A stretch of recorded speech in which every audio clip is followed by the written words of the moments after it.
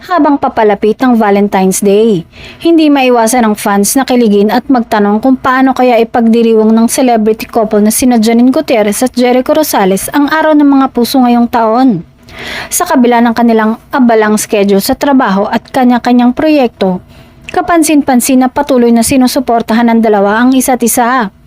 Kaya naman marami ang naniniwalang siguradong maglalaan sila ng espesyal na oras para sa isa't isa sa darating na araw ng mga puso.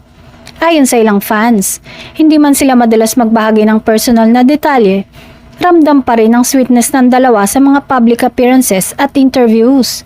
Kaya ngayon pa lang, umaasa ng kanilang supporters na baka may simpleng bonding, travel o sweet surprise na ibabahagi ang couple sa araw ng mga puso.